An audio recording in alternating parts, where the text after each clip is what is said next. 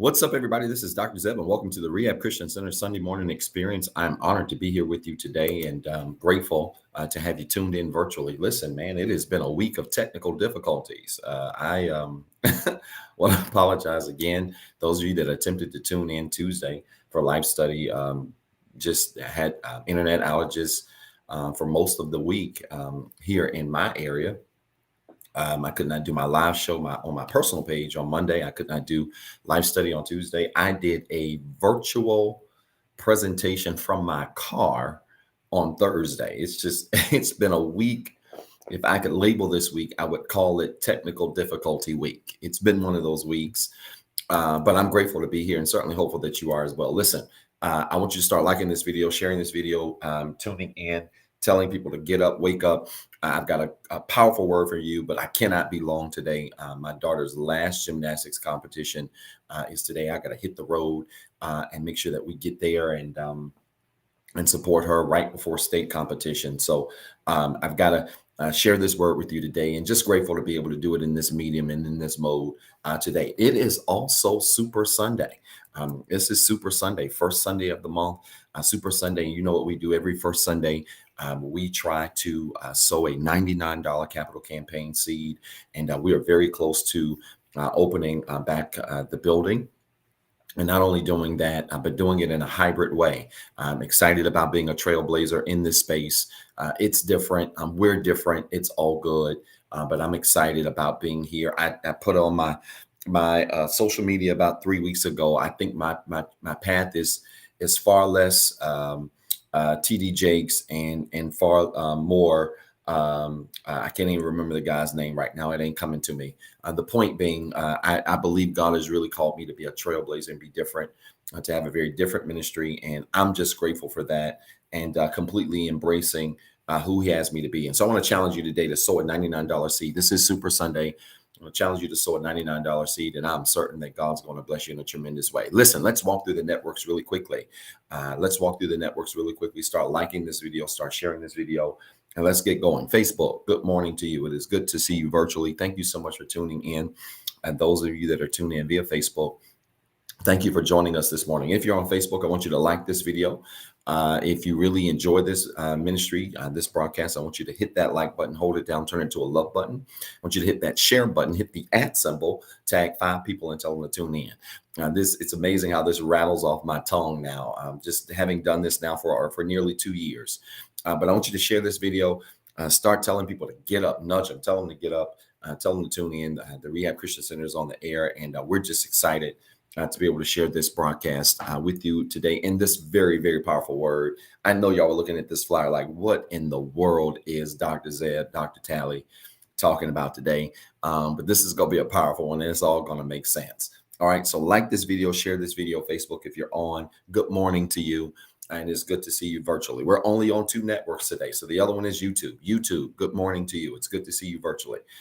Those of you that are tuning in via YouTube, thank you so much for tuning in. If you have not subscribed to our YouTube channel, I want to challenge you to do that. You can subscribe to us at TheREHABCC. Just go to your search bar on YouTube and type TheREHABCC, no spaces, and you'll see our page come up. Like our page, subscribe to our page, like this video, hit the share button. I want you to tag somebody and tell them to tune in. Make sure you follow us on YouTube. YouTube is going to be so critical for us moving forward. We're going to do so many more things on YouTube because it is really a dynamic network. I like it even more than Facebook and certainly our Instagram channel, who has the least amount of flexibility in terms of things that we can do. But YouTube really is that plug go-to channel. We're going to be doing a lot there. And so make sure you subscribe to our channel. It doesn't matter even if you're watching on Facebook now, make sure you subscribe to our YouTube channel so that you can follow us there and be prepared for the great things that we've got coming ahead. All right, listen, y'all, I need you to start liking this video. I need you to start sharing this video. I've got about 9:14, and so I need you to share this video, like this video. Now we're getting ready to get into the declaration. I've got to get moving because I really want to get into this message. There will be no part 2s. I want to say this again slow. There will be no part 2 for this series. I want to get right into it on this awesome Super Sunday. And I want to challenge you again to give on this Super Sunday. We're sowing a $99 seed all day today. I want to challenge all of you to do that to help us. It's so critical at this phase of our ministry as we're trying to figure out when to get back in and how and what that looks like. So your support is so very critical, and I want to challenge you to give. If you want to give more than that, certainly do that. I'm giving more than that, but I want to challenge you to do that today, and we certainly know that God is going to bless you in a tremendous way. Like this video, share this video. Let's get going. Let's get the declaration going. If this is your first time watching the Rehab Christian Center Sunday morning experience, you would not know that every single Sunday we go through our declaration. People ask, what does REHAB stand for? It is an acronym that stands for Restore, Evangelize, Hope, Alternative, Breakthrough. It's the 5 pillars by which we attempt to operate ministry. And so we go through this declaration on Sunday. Why? Because the things that you say are so critical to the things that you think and eventually what you believe. And so there is power, great power in your words. There's great power in your tongue. There's great power in the things that you say. And so we don't just say the declaration willy-nilly or haphazardly. We say it in a way that we mean it, because we truly believe that there is power, there is life, and there is death in our words. And so I want to challenge you to say the declaration with us this morning. It doesn't matter where you are. You might be getting ready for brunch, just getting up. You might be in the shower and have this playing in the background. But I read the declaration, and I read it slowly and pause intentionally so that you can repeat after me. So let's walk through this. And if you see it on the screen, feel free to follow along with us. And again, Instagram, really miss you this morning. Those of you that tune in via Instagram, but certainly hope you're on one of these networks, Facebook or YouTube today, and sharing with us. Let's go through it. Restore. Say it with me. We declare that everything that is broken, lost, hurt, or destroyed that belongs to us and has been designed by God is restored. My faith is restored. My joy is restored. My mind is restored. Even my lost time is restored. I am no longer broken. The fact that I'm alive means I have another chance. My faith has restored me. And right now, His love is making me whole. Evangelize. Say it with me. We declare that God helped us so we can help somebody else. He loved me when I was unlovable. He changed me when I was a mess. His love lifted me when I was down. I'm not perfect, but I'm free. And anything that came for me can't keep me. Because I'm free, my circle is next. My family is saved. My friends are blessed. My plans are successful. My goals are ahead of schedule. And anything connected to me is blessed, just like me. Hope. Say it with me. We declare that everything that is missing is not lost. In Jesus, I have hope. And this hope makes me confident. It doesn't matter what happens to me or around me. I'm going to win. My relationships are winning. My goals are winning. My family is winning. My neighbor is winning. This city will win, and my row has the victory. My past is defeated, and my future is brighter today than it was yesterday. Alternatives. Say it with me. We declare that God made us different. I'm a royal child, the light of the world, and the hope of my city. I respect the past, but I don't look like what I've been through. I love the church, and my life is balanced. I love coming to church, but I like flights, boats, and vacations. My whole life is blessed. I am the head and not the tail. I am above and not beneath. I am a lender, not a borrower. And every place I go belongs to me. Breakthrough. Say it with me. We declare that God has a breakthrough with our name on it. I have some challenges, but I am not defeated. No weapon formed against me can prosper. And I know that all things are working for my good. Things are not breaking down. They are about to break through. There is a breakthrough in my career. There is a breakthrough in my home. There is a breakthrough in my health. There is a breakthrough in my finances. I am here on purpose, for a purpose. And everything that went wrong is getting ready to turn around. Did you make these declarative statements this morning? If you did, do me a favor. I want you to type in the comments what we have been declaring all of 2022. It's going to get better. Would you do that for me? It's going to get better. It's going to get better. Put it in the comments now. I need you to shout it loud and proud. It's going to get better. If you have not invited anybody to virtual church this morning, I want you to hit that @ symbol, tag them, and just say it's going to get better. They're going to wake up, look out on their phone, see the notification, and jump on and get a word that's going to change their lives. It's going to get better. Quickly, come on. It's going to get better. It's going to get better. I believe that everything concerning your life, your career, your health, your relationships, your family, whatever concerning you, your finances, it's going to get better. I need you to believe that this morning like you never had before, and watch some fantastic, miraculous things happen in your life. It's going to get better. It's going to get better. Come on, come on, put it in the comments. I need to see it. I need to see it running up the screen on YouTube. I need to see it running up the screen on Facebook. It's going to get better. I need you to believe that and receive that today on this awesome Super Sunday, and watch some fantastic things happen for you. Listen, after you do that, I want you to type in today's subject. The subject for today is "That's not a good look." Come on, I want you to put it in the comments. That's not a good look. I'm excited to talk about this word today. This is going to be a very powerful word, very poignant word, but a very powerful one. And I've got some notes. I've got some ground to cover this morning, but I'm going to try to do this and get all of this done, this entire broadcast done in 60 minutes. We're going to hit the road.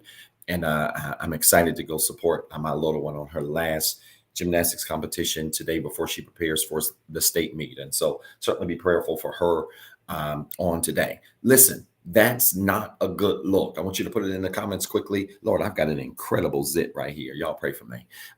That's not a good look. This zit ain't a good look. That's not a good look. I want you to type it in the comments now. And we're going to be in Exodus chapter 15, verses 22 through 23 in the New Living Translation. That's Exodus chapter 15, verses 22 through 23 in the New Living Translation. That's not a good look. I want you to type that subject in the chat area now, and let's prepare to walk into this. Now, I want to start off by saying this. I want you to record this. You're going to be the smartest person at the water cooler tomorrow after this awesome Super Sunday. I want you to record this quickly. The spirit of ungratefulness is the cause of many problems. Okay. The spirit of ungratefulness is the cause of many problems. All right. In your life, in the lives of people that you know, the spirit of ungratefulness I found to be the root cause of many people's problems. See, when you think about what Israel goes through in this particular chapter, they were delivered from a disaster, right? And the disaster was the Red Sea. And they end up in the Red Sea, and they can't go forward. They can't, because there's seas there. They can't go backwards because the army's behind them. And they're in this disaster, right? And when they get in this disaster, what does God do? He opens up the sea divides, they walk through, on dry land. Once they get through, the sea closes. God closes the sea. And after he closes the sea, it capsizes on the army and kills the army that's pursuing the Egyptians that are pursuing them, right? But here's the thing, right? They get out of the Red Sea. I don't want you to miss this. They get out of the Red Sea, and when they get out of the Red Sea, they go into the wilderness. So they come out of one disaster, right, and go into another one. And here's the problem. Many people, I want you to record this, man. This is powerful. Many people don't have a God problem. They have an appreciation problem. Many people don't have a God problem. They have an appreciation problem, meaning it ain't that you don't believe in God. Many people don't appreciate God, right? Because to really believe in God is to really appreciate who he is, right? See, when you don't appreciate him, not only do you not praise him, but you get amnesia. This is powerful. When you don't appreciate God, not only do you not praise him, right? We always say, if you appreciate God, praise him, give him a praise. That's easy, right?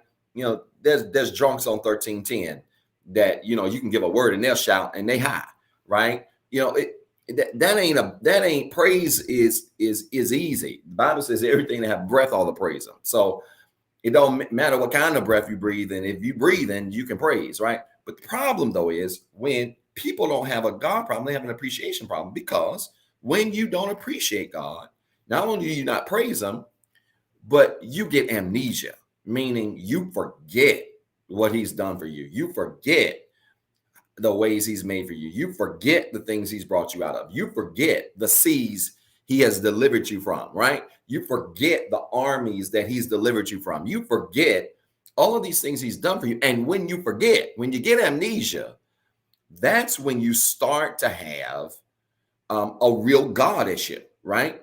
That's when you start to have a real God issue, because you are in essence having an appreciation issue. And so I want to challenge you today, and this is important.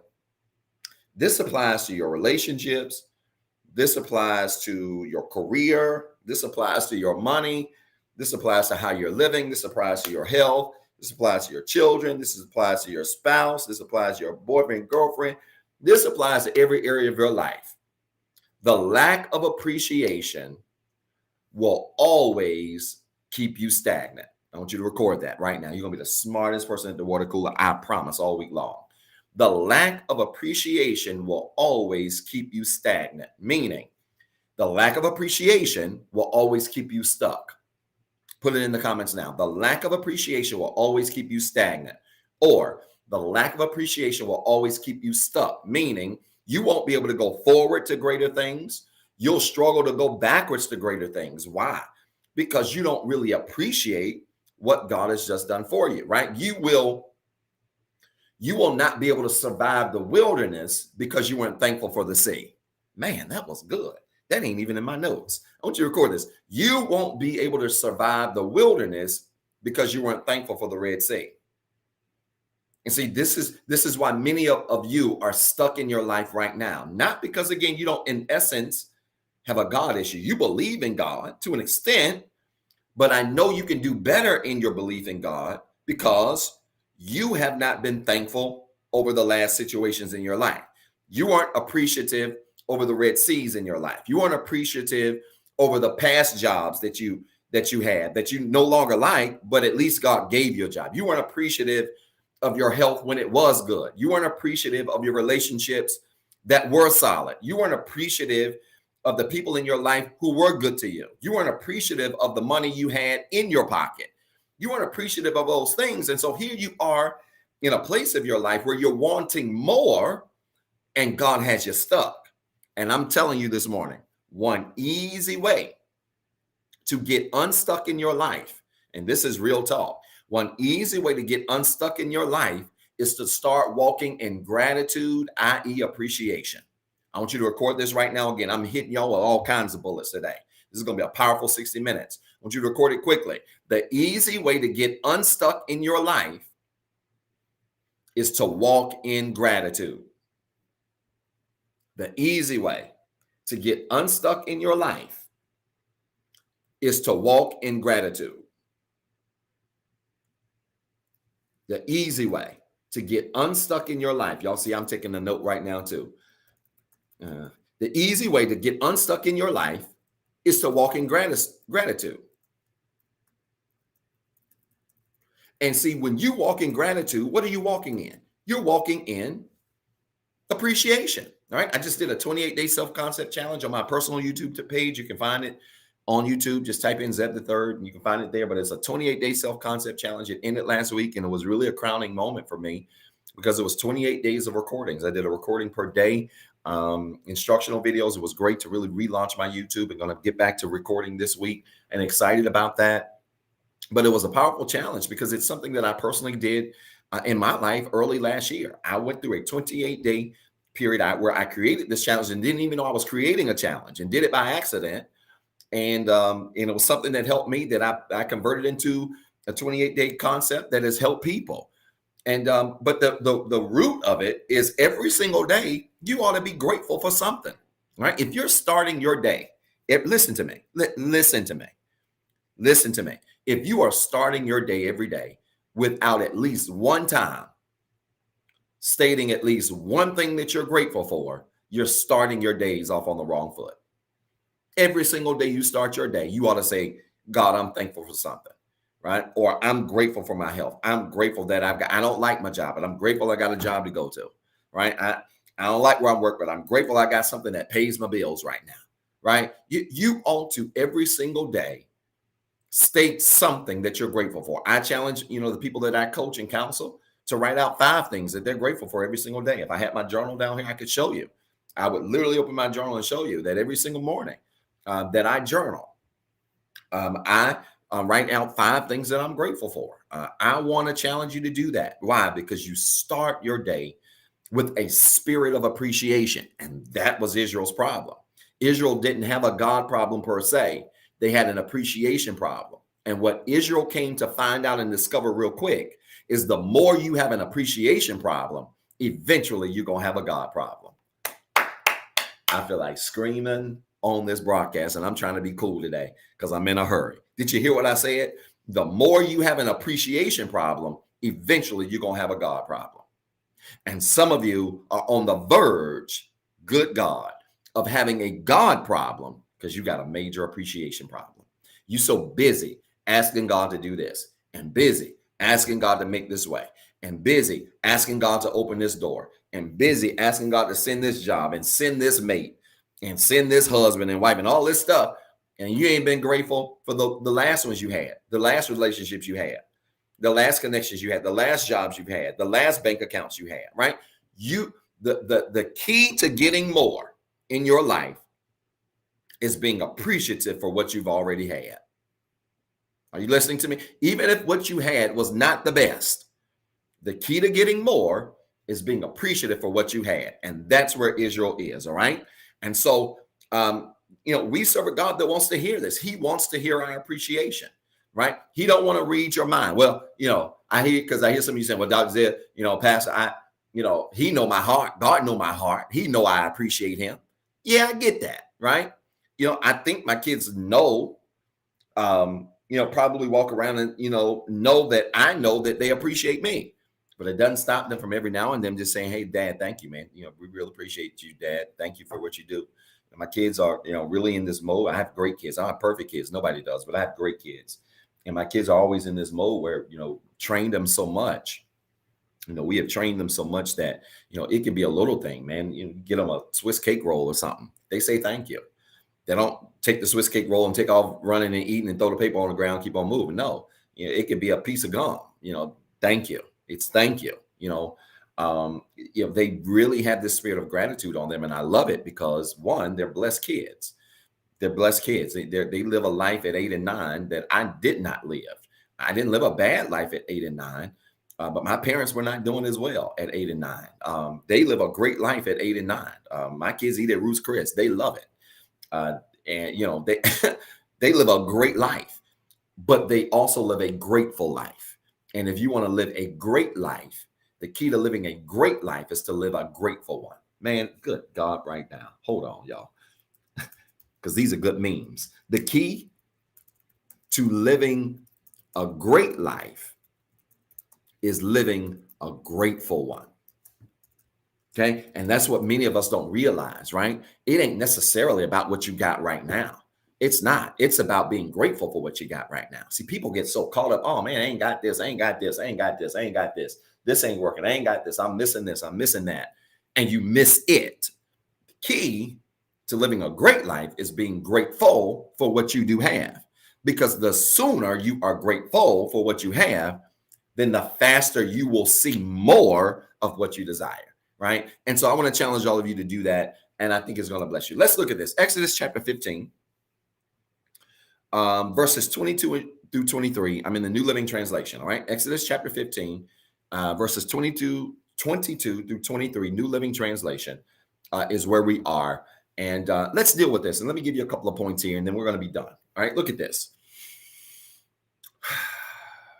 Verse 22 says this: Then Moses led the people of Israel away from the Red Sea, and they moved out of the desert of Shur.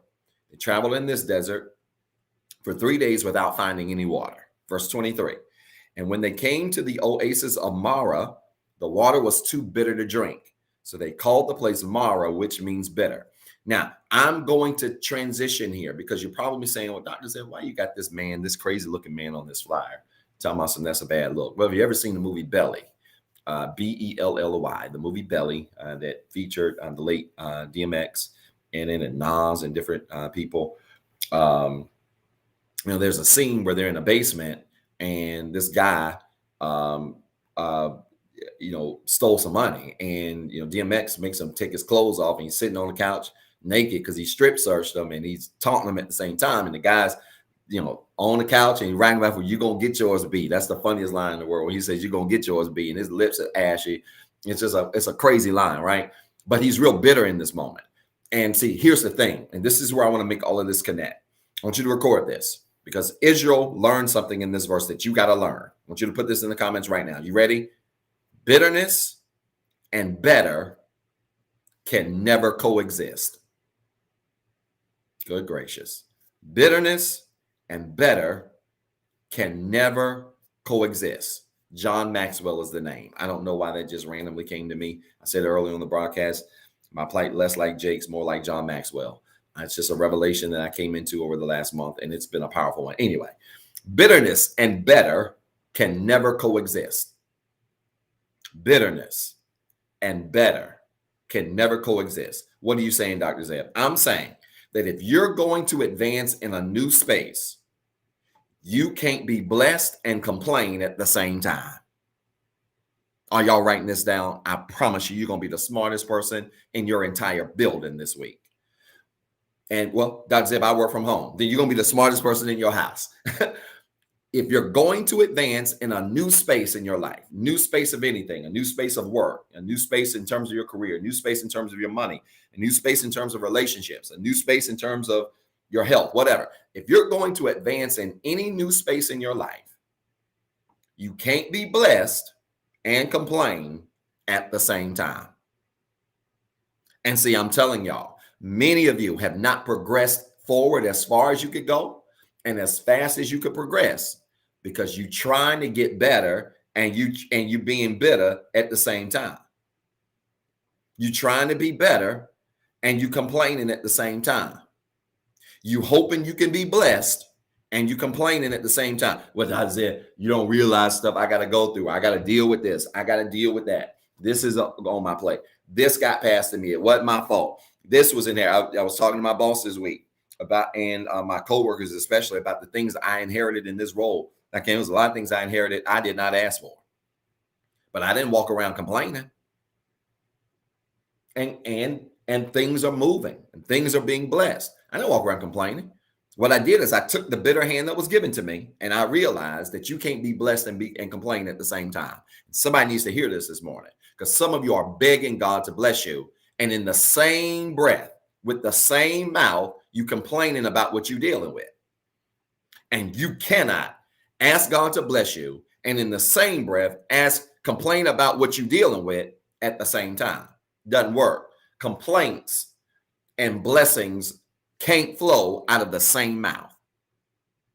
Are y'all listening to me? Is this making sense? You can't do both. Warm water. Let me put it this way. This is a good analogy here. I like this. If you cut on a faucet, this ain't even in my notes. I just love revelation. I love the way God speaks to me. If you cut on a faucet and you want the water to come out warm, what do? You put the faucet in the middle, right? Depending on what kind of knob mode you have. You put the faucet in the middle. Why? Because warm water is a combination of cold and hot, right? It is the perfect equilibrium of cold water, hot water. When your cold water and your hot water are at a perfect equilibrium, you produce warm water. Listen, if you want warm water to come out of your faucet, you do halfway cold, halfway hot, and you let it run, and it will turn warm. But try this if you don't believe me. The warm water will only last until the cold or the hot runs out. Come on, Zion. I tried not to scream. Are y'all listening to me?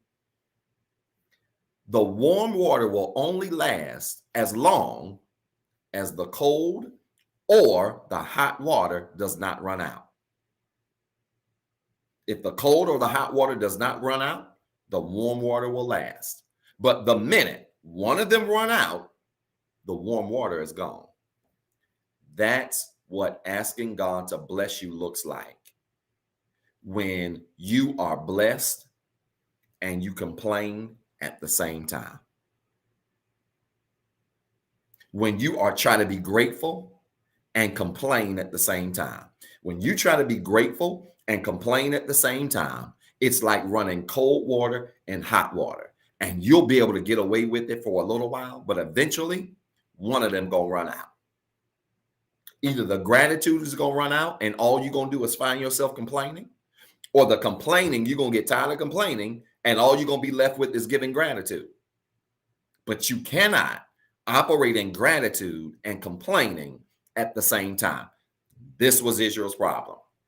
As they came out of Israel, they were in a desert. They travel in the desert without finding water. And then they come to a place called Mara, and it has water. But the water Mara, the word Mara in the Hebrew means bitter.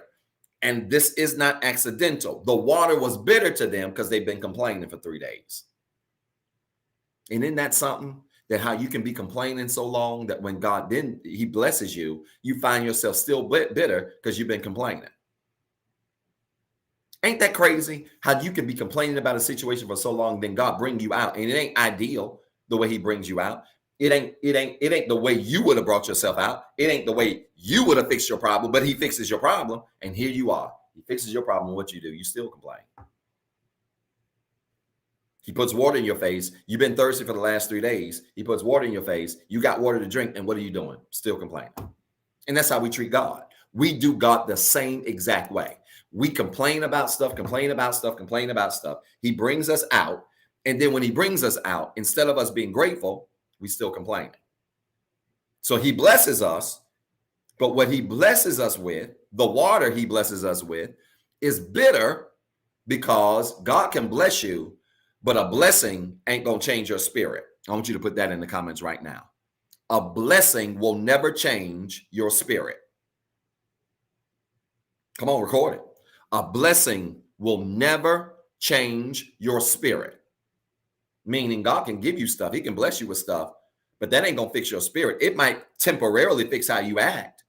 You'll be happy for a day or a week or a month, 6 months. You might be happy for a period of time, but it ain't going to change your spirit. A blessing won't change your spirit. You got to change your spirit. A blessing ain't going to change your energy. You got to change your energy. A blessing will never change your spirit. And this is proof here, because God blesses Israel, gives them water. They've been thirsty for 3 days, and the water tastes bitter because they still got this complaining spirit on them. And that's my challenge for y'all this morning. My challenge for y'all this morning is to really challenge this spirit of bitterness in your life. Because I'm telling you, for many of you, you're outstanding, exceptional people. But the only reason you have not progressed further in your life is not because you're bad people. It's because you're bitter. It's because you're bitter. And bitterness shows up in our behavior all the time. I'm going to prove it. Look at this. Verse 25. Right? let's keep going here for a second. We got some time here. Let's keep going here for a second. Let me add 2 more verses here. All right, let's keep going. Look at this. Exodus chapter 15, verse 25, New Living Translation. Look at this. Exodus 15, verse 25, New Living Translation. Look at this. So Moses cried out to the Lord for help.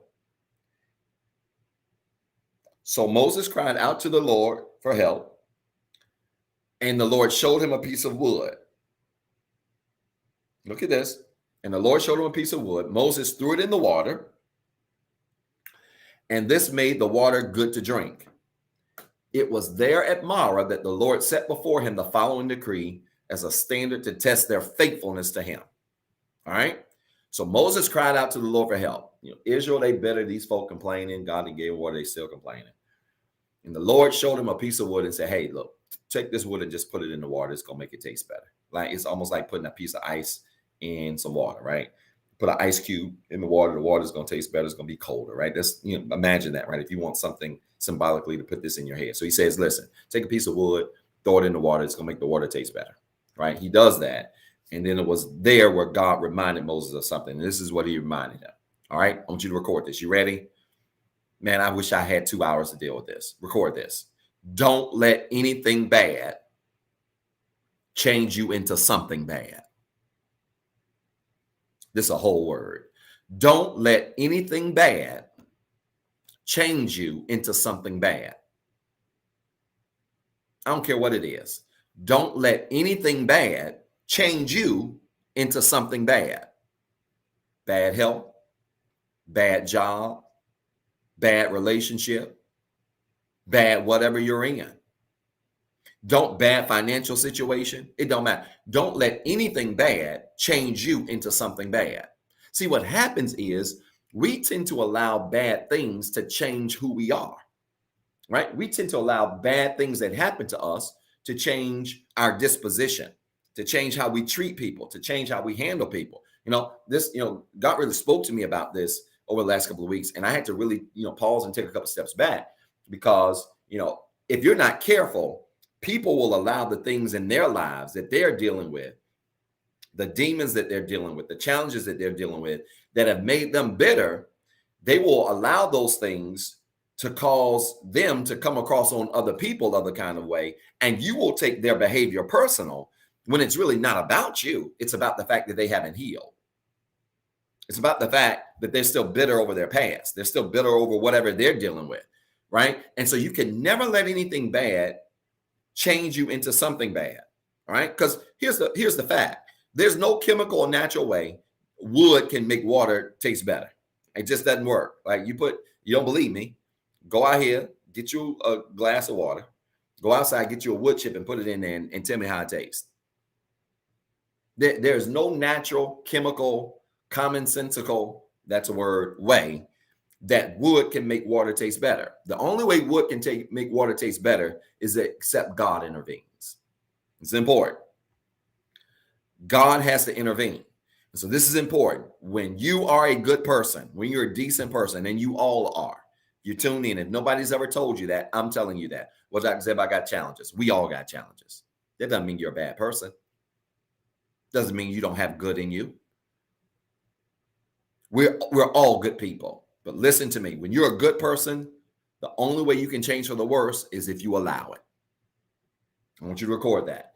If you're a good person, the only way you can change for the worse is if you allow it. And unfortunately, some of you have changed for the worse, not because you're bad people, but because you allowed yourself to change for the worse. Okay? You should never allow yourself to change for the worse. If you're a good person, the only way you can change for the worse is if you allow it, right?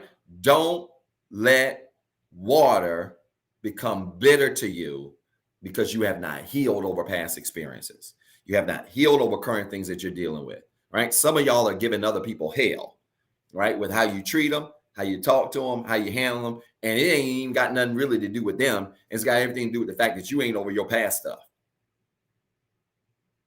Some of y'all can't keep friends. I was telling somebody this a couple of weeks ago. Some of you can't keep friends because you ain't healed over bad relationships.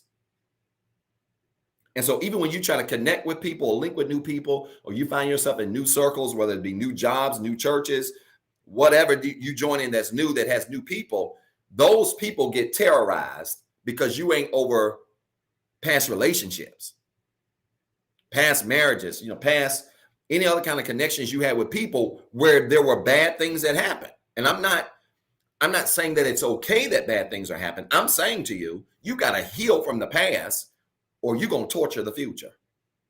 Record that. You have to heal from the past or you will torture the future. You're going to terrorize the future. You're going to take your future and you're going to completely tear it up. You know why? Because you have not healed. And you will walk around and have blessings in your lap, blessings in your face that you won't be able to handle because you have not healed over your past. All right. Now, let's go one verse further. I'm going to give you 3 things and I'm done. Look at this. Exodus 15, verse 26, New Living Translation. Watch this. Right. So he tells him, he said, put some wood in the water and we're going to change the taste of the water. Right. In other words, we ain't going to let something bad change us into something bad. So he's really speaking specifically to Moses. Yeah. Children of Israel getting on your nerves right now because they're being real ungrateful. But don't you let this bad situation turn you bad. This is important, which is why before I go here, y'all, let me just say this, because I don't want to miss this. Let me just say this. This is why for those of you that have been attached to people who ain't satisfied with their lives, who have been around people who don't like where they are in their lives, so they try to terrorize and antagonize everything around them. They sabotage everything around them because they don't like what they have and where they are. Let me tell y'all something. Don't let people turn you into a monster. Don't let people's dissatisfaction with their life cause you to start being dissatisfied with yours. Don't let people's dissatisfaction with their decisions cause you to be dissatisfied with yours. Are y'all listening to me? I'm giving y'all a whole word today. Listen to me.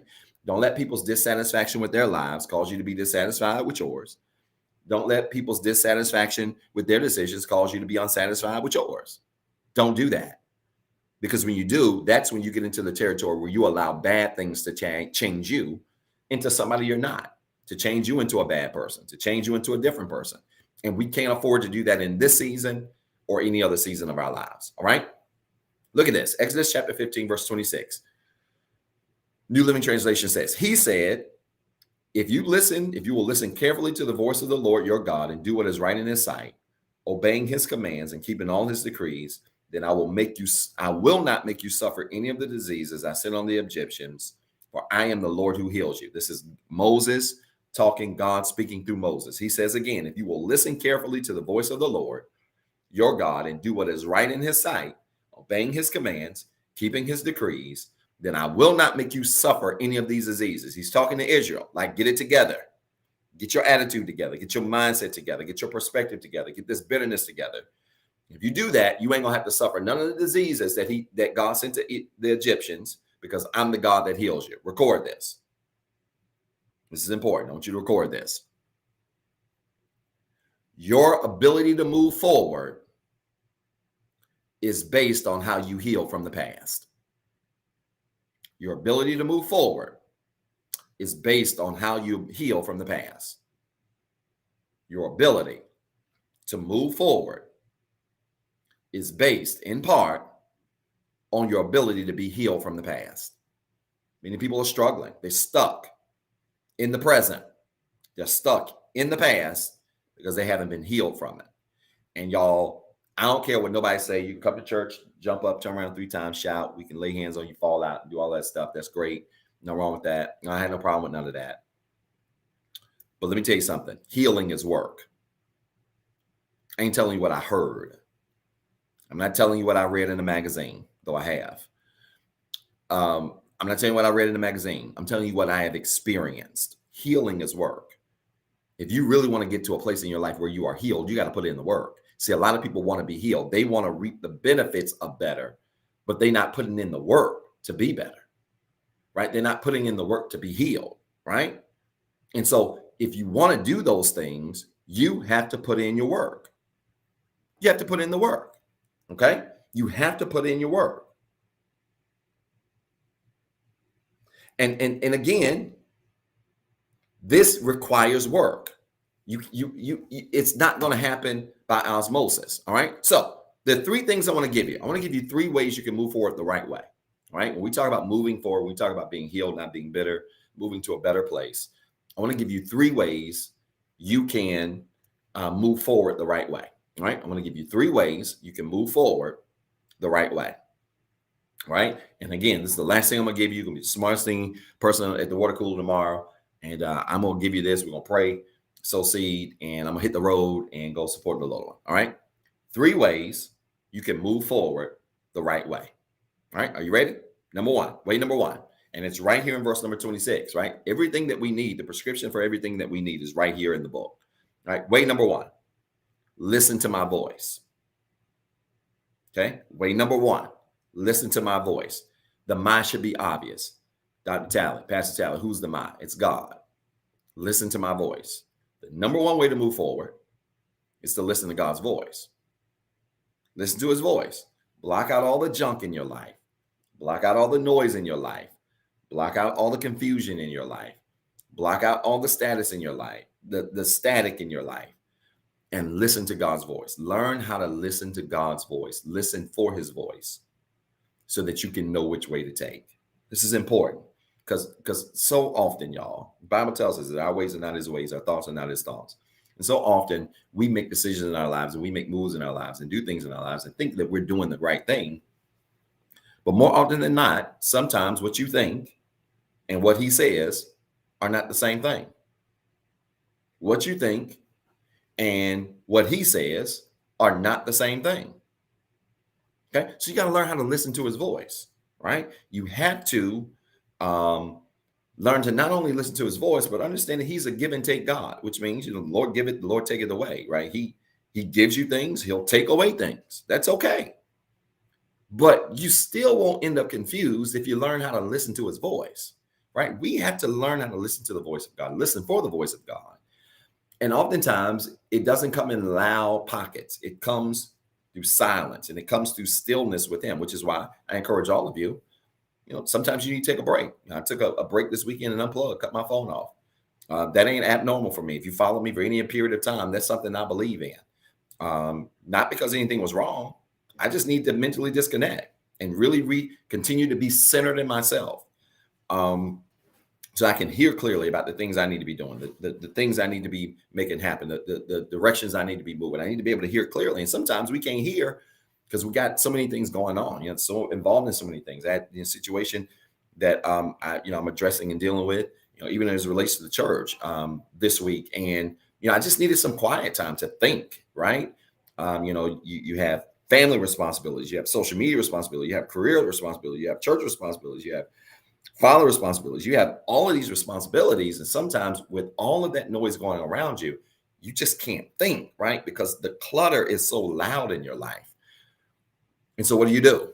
You have to sometimes get to stillness and quietness, right? The Bible tells us not in the earthquake, not in the storm, but not in the mountain shake, but in a still small voice, that oftentimes God speaks to us. And we oftentimes can't hear the still smallness of his voice because there's too much loudness around us, right? So I'm going to challenge you to do that. Number one, find a way to listen to his voice. Okay.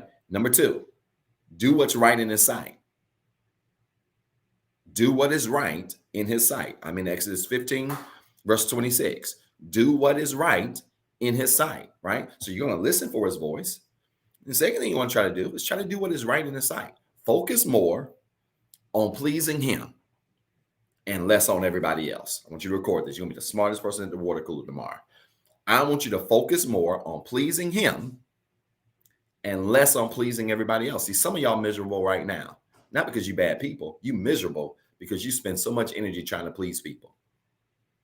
Literally, all you do is try to please people. I'm especially talking to you nice people pleasers. Sometimes you got to learn how to put yourself first. And putting yourself first is not selfish, especially when you've been spending most of your life doing it. I had to get some folk together recently. A couple of months ago, I had to get some folk together who was, sharing. And it wasn't really about them. It was about some people that said some things to them, about, Dr. said, man, he's really out here living, man. And, he got to post it so much. No, number one, I'm going to post what I want to post. Let's be clear. Number two, When you have lived most of your life serving others and pleasing others, putting everybody else's needs before yours, it's okay if you have a season where you put yours before everybody else's. Because what I learned, that the healthy balance, right? The healthy balance of living a healthy, balanced life is not being selfish, right? I don't want y'all to take this wrong. Oh, Dr. Zeb told me I just put my needs first and put everybody else's second. It's not what I said. You got to find a healthy balance. The healthy balance of living a healthy life. If you want to live a healthy, balanced life, that's what I'm trying to say. You want to live a healthy, balanced life. The way you find balance is finding the balance between giving to others and giving to yourself. And see, most people have tried to do an either or situation where you try to say, if I give to others, I can't give to me. Or if I give to me, I can't give to others. You can. You absolutely can do that, right? But you've got to find the healthy balance, right? Where you can give to yourself and give to others at the same time. I'm here to tell you, if you have been a non-people pleaser, and you have been unselfish in your life, in how you've approached life and helping others, I'm giving you the permission to start putting yourself first sometimes. It ain't gonna hurt nobody. It ain't gonna hurt. I didn't ask nobody's permission to cut my phone off this weekend. Nobody's. Number one, I paid a bill. Let's be clear. Number two, if you need prayer, you better be able to get a prayer through. Number three, sometimes you got to put yourself first in order to live a balanced life, to live a healthy life. You got to put your needs first. You got to put your interests first. You got to put your desires. I can't, because here's the reality. I can't take care of none of y'all in no way you need me to if I don't first take care of myself. See, this is how people run out of gas, right? This is how people run out of gas in their lives because they try to take care of everybody else but themselves, right? And it looks commendable. Oh man, she's so awesome. And she always giving up what she wants for everybody else. She always giving up, see, buddy, what she desires for somebody else. She's always giving up those things. Love you, son. Those things for other people. That's great. It's commendable. But the problem is, then when you get to a point where you have nothing else to give, then all of a sudden you get shot where you run out of gas. You run out of gas. You stressed out. You about to lose your mind. You in therapy. You doing all this stuff. And the reason you're there is because you have an empty cup, right? And they talk about this a lot in therapy, right? If you want to fill other people's cup, you got to keep your cup full. You got to keep your cup full. And part of keeping your cup full, one strategy to keep your cup full is to do those things necessary to put yourself first sometimes, to take care of your own needs, your own emotional needs, your own mental needs, your own physical needs, your own financial needs, your own needs for love, your own any needs, right? You have to put those things first so that you actually have something to give to people. Or else you will get to a point where you don't have anything to give, right? So do what is right in his sight. Focus more on pleasing him and less on pleasing people, right? Focus more on minding your own business, right? Owning your own foolishness, right? So many people are so quick and able to point out what everybody else is doing. I had to correct somebody 2 weeks ago. Some folks are pros at pointing out what everybody else is doing. Meanwhile, you're the biggest crook that walked the face of the earth. This is why, let me just go and say this too. I'm just going to put this on the record. This is what I love when let me take it back. I can't say love. I am honored when you all commend me, you praise me, Dr. Zeb, I think this is great. You're doing this is great. I love the way you teach. This is great, wonderful, blah, blah, blah, blah, blah. Throw these praises and it's great. And you doc, you really got it. Nobody do it like that. I get it. It's great. I'm honored by it. I'm humbled by it. I don't take it for granted. But let me tell you something. Saw a situation recently where somebody else is going through something and just watched how people crucify him. And it was a reminder that with most people, you can be great today, but you're really one mistake away from them making you the talk of the town. I ain't crazy. I'm not crazy. They did it to Jesus. And I'm not ignorant to the fact that if I go out here and make one mistake, the same people, some of the same, not all, some of the same people that praise me would turn around and try to call me the greatest crook ever. The greatest hypocrite ever. That's the word y'all like to use, hypocrite. The greatest hypocrite ever. I ain't crazy, which is why, number one, I've always walked in humility in front of you. I always will. Number two, I've always reminded you that if you look up one day in the paper and see local pastor accused of a pimping ring, it might be me in my face there like this. Which meant I've never walked around like I have no flaws. And neither has this man that I'm referring to. He's never done that. He's been a very down-to-earth, chill guy. He's going to get through this. He'll be fine. He's going to get through it. And I want him to get through it. He's going to get through it.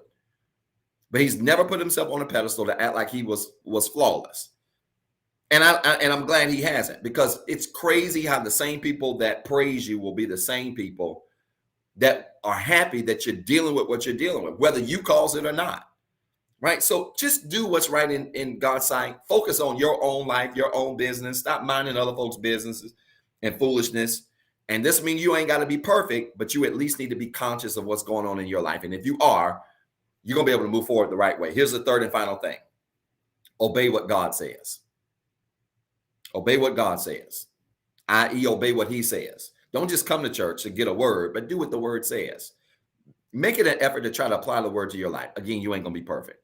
Your pastor's not perfect. You're not going to be perfect, but do what you can to try to apply God's word to your life, right? To be what? Better today than what you were yesterday, right? You've been on my personal channel, right? Do what you can to try to apply his word to your life. Why? So you can be every single day a better person. Every single day you can be a better person. You can live better. You can talk better. You can interact with others better. You can have better patience. You can have better forgiveness. You can have better whatever in your life. Right? This is a process. This is not something that happens in a vacuum. This is a process. This is not something that happens overnight. Right? This is something you got to put in some work and effort, right? Remember what I said at the beginning of the broadcast? You got to put in the work. And so many people want to be better, but they don't want to put in the work. So many people want to do great things, but they don't want to put in the work. And I ain't talking to y'all. Y'all are the kinds of people. Y'all are the kinds of people that are one-hit wonders people, right? You just want all of this stuff to happen, but you don't want to put in the work. I'm not talking to you. I'm talking to those of you that really desire sustained change in your life. The way you do it is by putting in the work, right? Obeying what he says, right? Don't just listen to the word. Do what he says. Try your best to do what he says, right? You know, when you do, you're going to find yourself apologizing more often. You're going to find yourself correcting yourself more. You ain't going to need people to correct you. You're going to be able to correct you.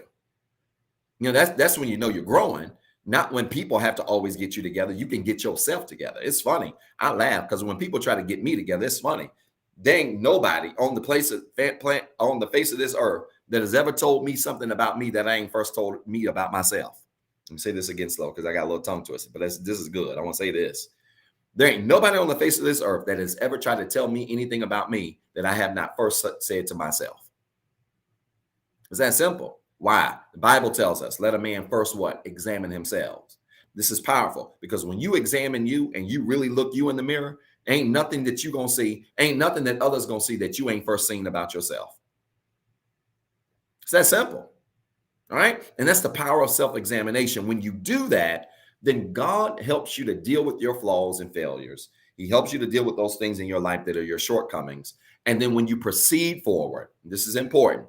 When you proceed forward, you're able to do it not with the spirit of bitterness or attachment to things that went wrong in the past, but you're able to do it from a healed space so that you can enjoy where you are presently and then be prepared for the things that God's taking you to. Did this bless anybody today?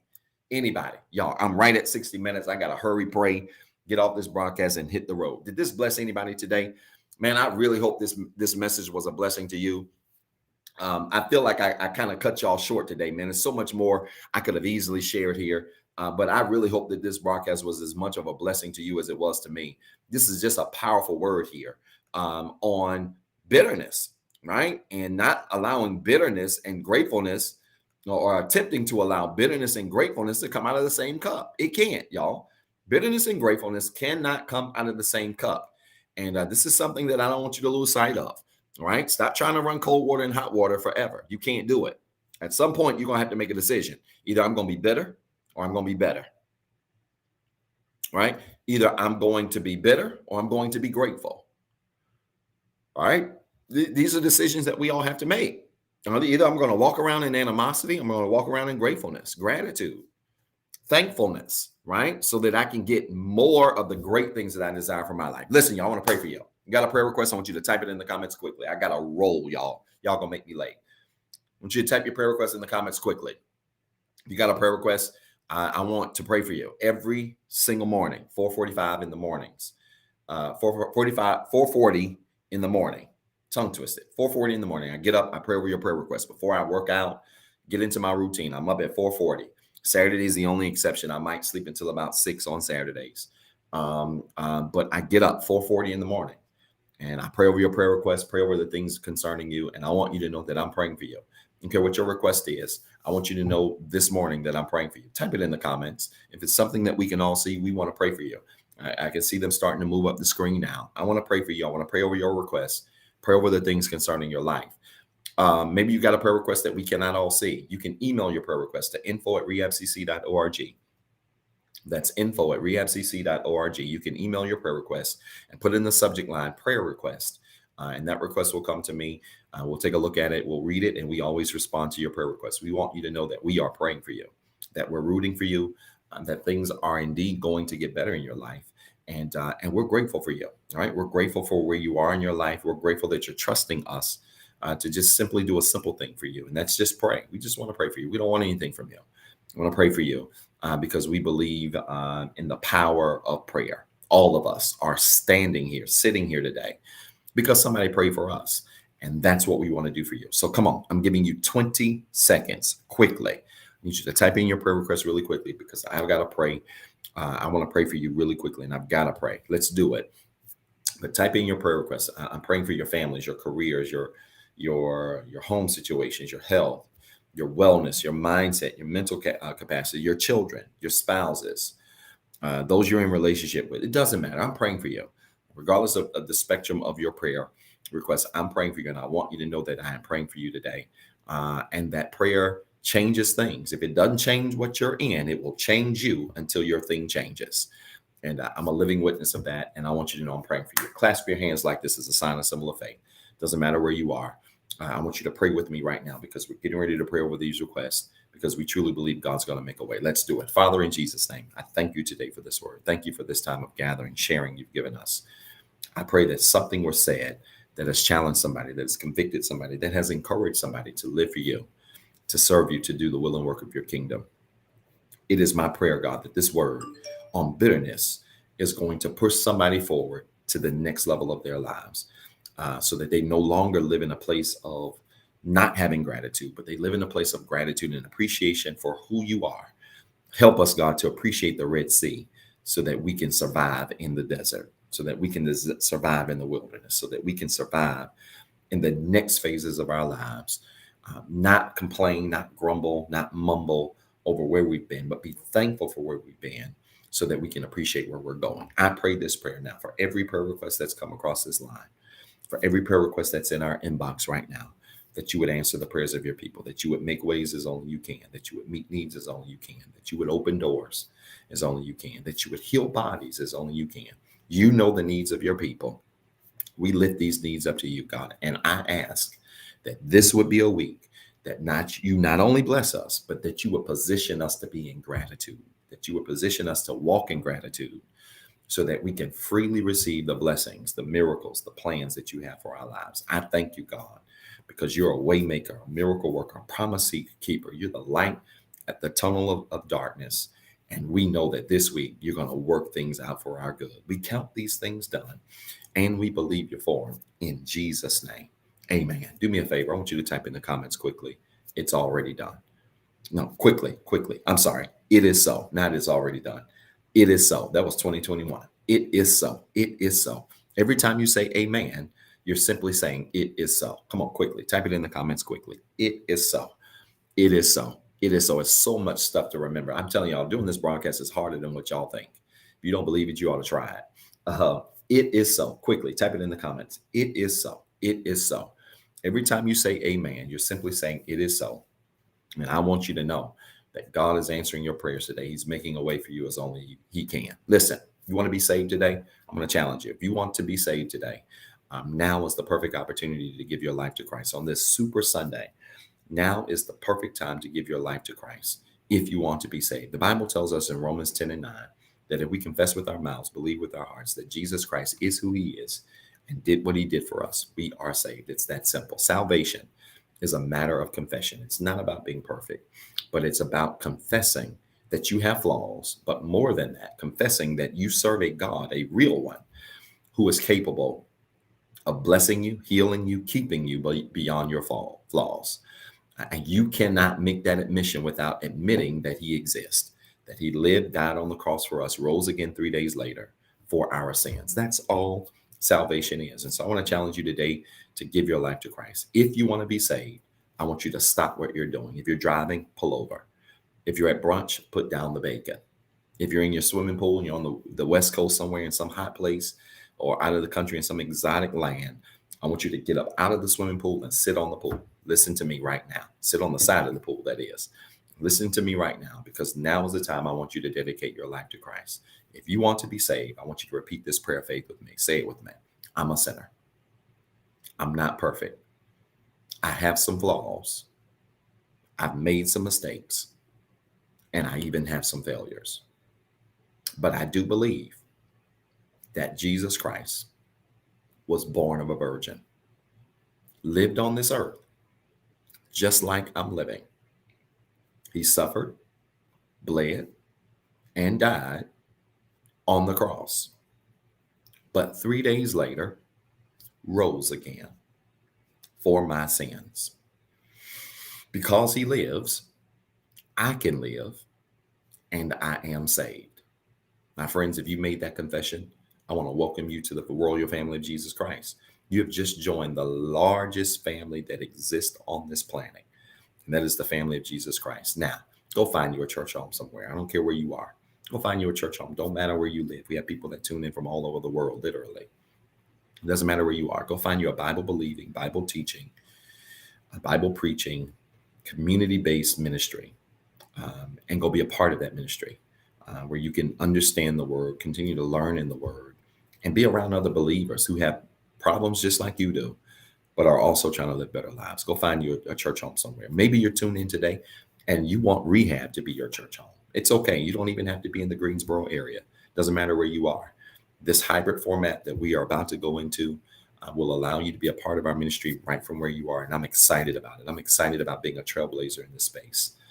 And you can be a part of the Rehab Christian Center today. If you want to be a part of this ministry, just simply type in the comments right now, #membership, right? #membership. If you want to be a part of our ministry, just type in the comments right now, #membership. And one of our faithful moderators will see that. We'll reach out to you, get some information, sharing with the board this week. Excited about some plans to put together things like virtual new members classes and all kinds of things like that to really go with this hybrid format that we have. So that means it doesn't matter where you live. You can be a part of this ministry, and we would love for you to be a part of this ministry.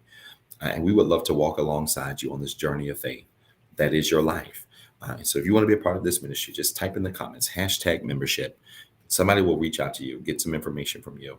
And it's really that simple. And we will have some information in the future as how you can continue to be involved in the ministry right from where you are. So I'm so excited about that. Listen, let me challenge you to give today. Today is Super Sunday.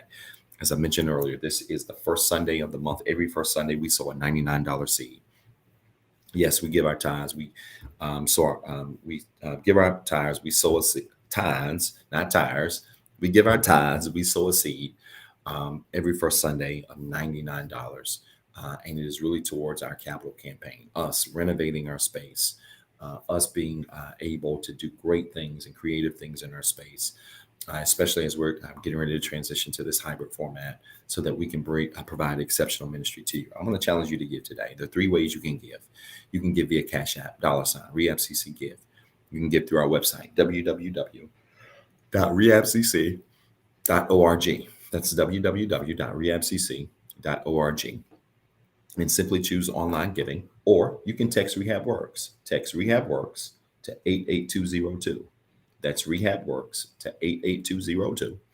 And right to your cell phone, you'll get a prompt. Click on that prompt, and you can give right from your cell phone.